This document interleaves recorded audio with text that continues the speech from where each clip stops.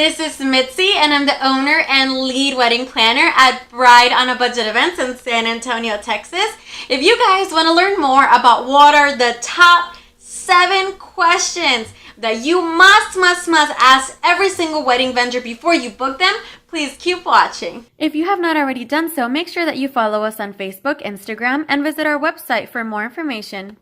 So, this video is very important to me right now, just because within the last few weeks, myself and my company have been hired to basically step in and save the day at weddings where the wedding coordinator has actually bailed on the couple. So these coordinators, took the couple's money and they ran away, and now, they're nowhere to be found. So because of those reasons, because it's been kind of, happening more and more frequently than it ever used to, then I really felt like I needed to make this video to help educate and inform couples out there who are in the process of getting married and in the process of booking wedding vendors. That way they understand what are some of the questions that they need to ask. And personally, I feel like as long as you ask these questions, you are at least going into contract with a wedding vendor that is a real and legitimate business, and there's gonna just, be a much higher chance that they are actually gonna deliver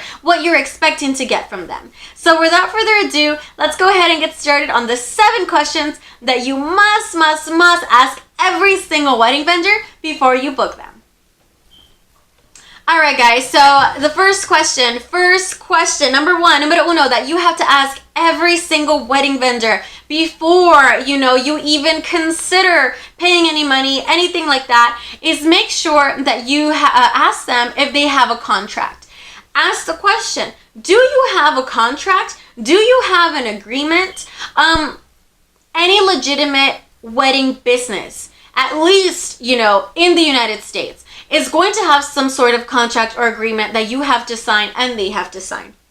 What an agreement or a contract does is it actually protects you. It protects you as the client, that they are legally signing their name on a piece of paper stating that they are bound to provide a service or a product to you for your wedding. It really protects you in the event that you are unhappy, in the event that they fail to provide those services to you. That's really the only reason, the only way that you will even have some sort of success taking them to court.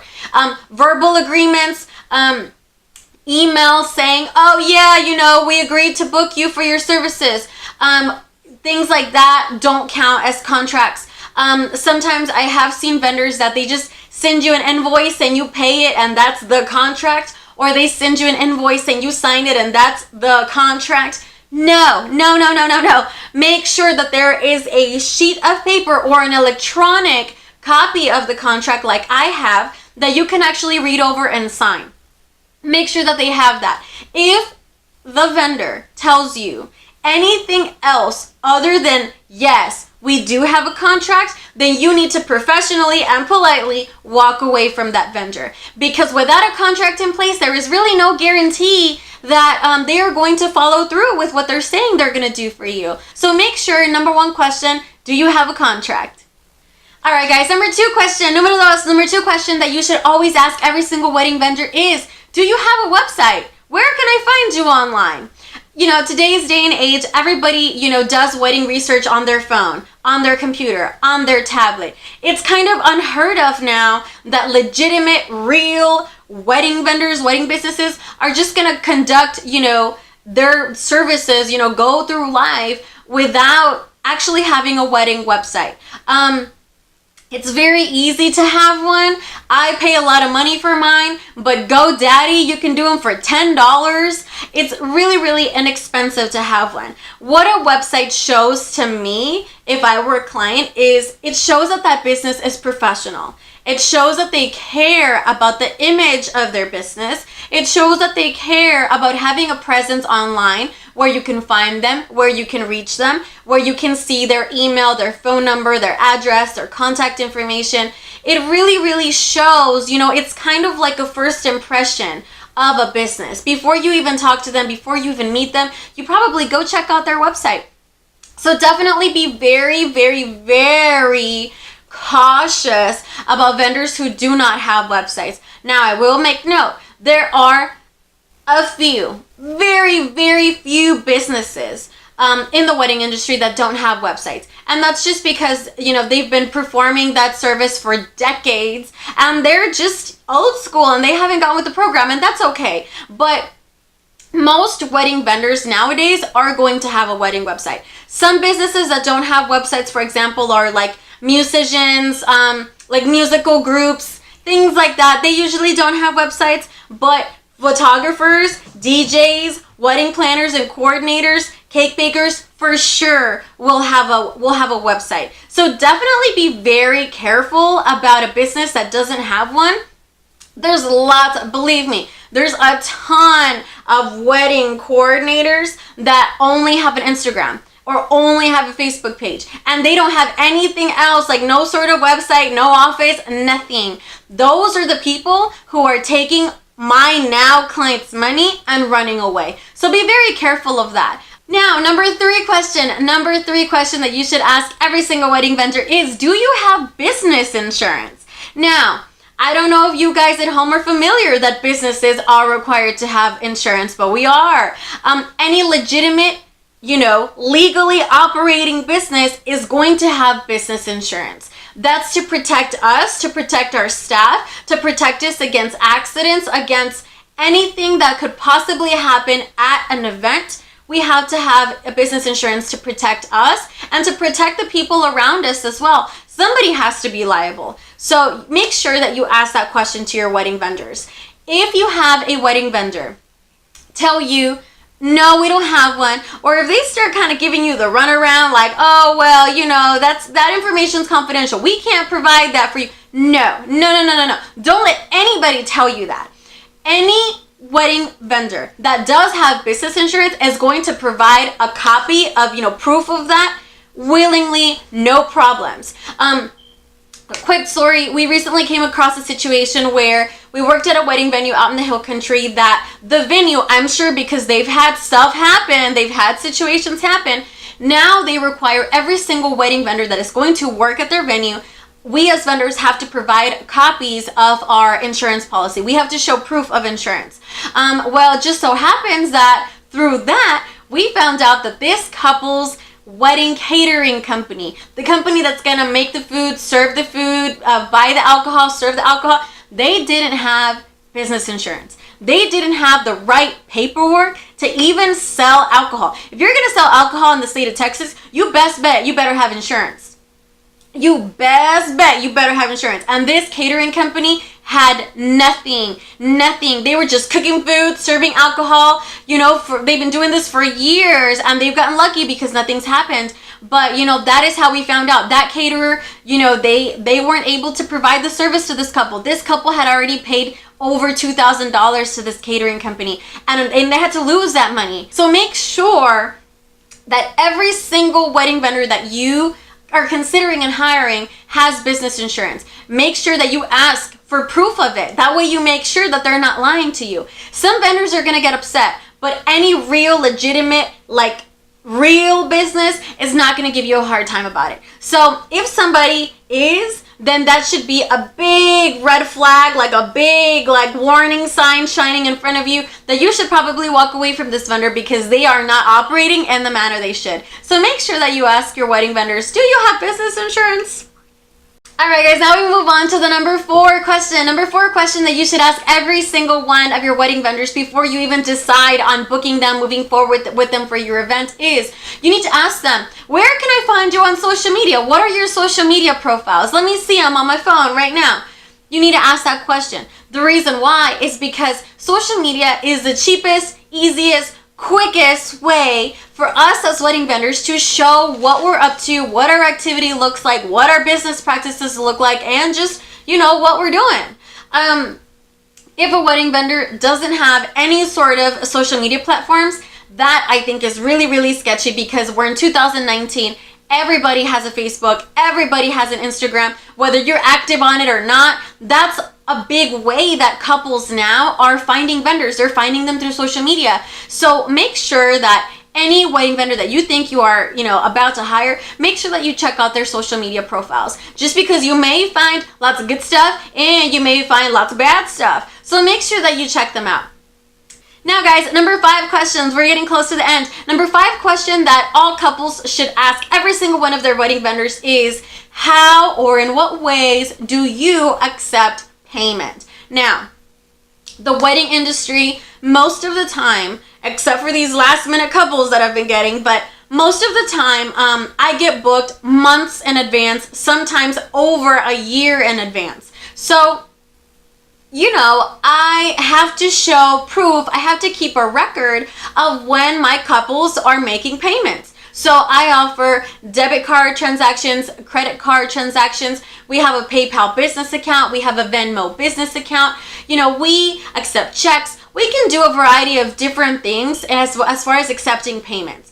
Do not ever, ever, ever allow yourself to be suckered into booking a vendor that is a cash only business. That sounds to me so sketchy. That sounds to me like it's a scam waiting to happen. Sounds to me like they're either laundering money or they are asking you to pay in cash so there's no paper trail and they can just run away with your money whenever they want to. So make sure that you ask that question, because that's going to tell you a lot about their business practices. I have had situations where a very select few wedding vendors are cash only.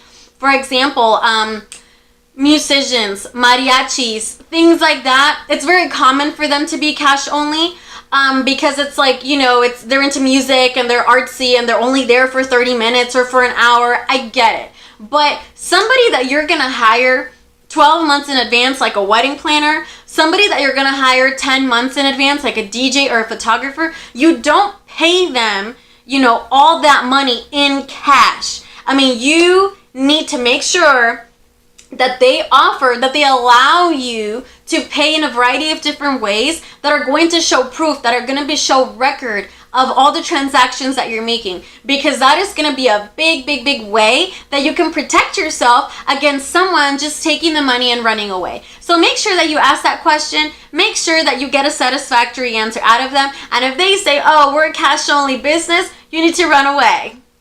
Alright guys, now we get to number 6 and number 7, and I'm kind of gonna, you know, do them both at the same time because they are so related, but they are also kind of different. I struggled with doing that. Anyways, so number 6 question that you should always ask your wedding vendor is, where can I see your reviews? Where can I see what other people are saying about you, whether it's good or whether it's bad? Now, remember, you can review a wedding vendor anywhere you want to. Facebook, Google Reviews, Wedding Wire, Yelp, anywhere. I mean, you can review a business anywhere, and that business, unless it's Wedding Wire and The Knot are kind of tricky. They allow the vendors to kind of alter the reviews and kind of hide the ones they don't want you to see and push up the ones they want you to see. Wedding Wire and The Knot are a little bit different. But Google I love, and Facebook reviews I love, because I can't do anything. Someone could give me a 1-star review tomorrow on Facebook or on Google, and there is nothing I can do about it. You guys have to understand at home, the wedding industry is a heavily reviews-based business. Reviews can make or break our business. Good reviews allow you, brides and grooms watching, know, how good we are. Bad reviews also show you, whenever we make mistakes. So make sure that you ask them, where can I find your reviews? And if they say, oh, we don't have any, or if they say, oh, check them out on my website. I mean, they could literally type up whatever and it could be a good review, and it's fake. So make sure that you're asking that question. Make sure that you are looking through different websites on the internet. That way you can get a really good picture as far as what experiences they have provided for people in the past. If, myself, I have nothing but 5-star reviews. That lets my future clients know, Bread on a Budget Events is going to do a really good job for me. Now, number 7 is very much related to reviews. Number 7 question that you need to ask all of the wedding vendors is, show me, can I see examples of your previous work? Okay? Not so much a written review. I want to see like visual. Show me the product. I want to see it right here. So that can be different things for different vendors. Photographers have a portfolio, a photography portfolio. Cake bakers have pictures of their cakes. They have cake tastings. DJs have videos of the parties they DJ. For me, as a wedding coordinator and a wedding planner, that is, the galleries on my social media and on my website. Galleries of previous weddings that we've done. That way people see kind of what are the type of weddings that we help plan and we help coordinate. So never, never, never fall for, we just don't have that. No. If you're a legitimate business, you should be able to provide to your potential clients examples of your previous work. Why wouldn't you? If it's, everybody has good and bad days, but you're going to show them the good stuff. But if you have a wedding business or a wedding vendor that just doesn't have that at all, then that tells you, they don't really care about me as a client enough to even put together something for me to see what they've done in the past. Remember, what they do in the past is going to be a really good indicator of what they will do for you in the future. So make sure that you ask those questions, okay? So that was the number 7 question I really, really encourage you guys to ask. With that being said, I'm going to end this video with this kind of public service announcement. Running a legitimate business, not just a wedding business, but running a legitimate business costs a lot of money. I have to pay taxes, I have to answer to the IRS. I have to, pay my accountant, my staff. I have business expenses. I have travel expenses. I have a variety, being able to accept credit and debit card payments cost me money. All of those things are money coming out. So in order for me to be a business, in order for me to continue operating Bride on a Budget events, I have to be making more money. More money has to be coming in than the amount of money coming out. That's how I have to operate. And every single business has to operate that way. So for me, as a wedding coordinator and a wedding planner, I have brides come up to me all the time.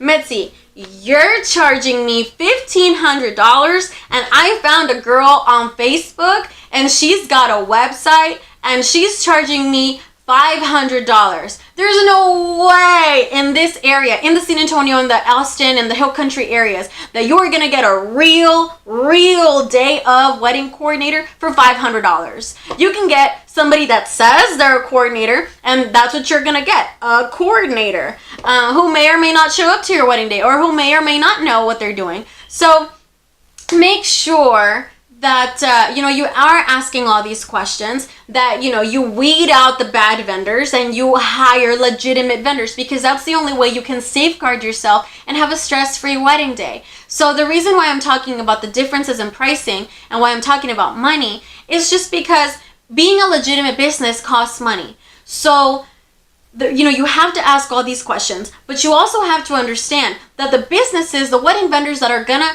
have satisfactory answers, good answers to all of these 7 questions, are going to be vendors that are not going to charge you $400, $500, $600 for their work. We are going to be a little bit higher than that, but that's because it costs money for us to conduct business the right way for you guys.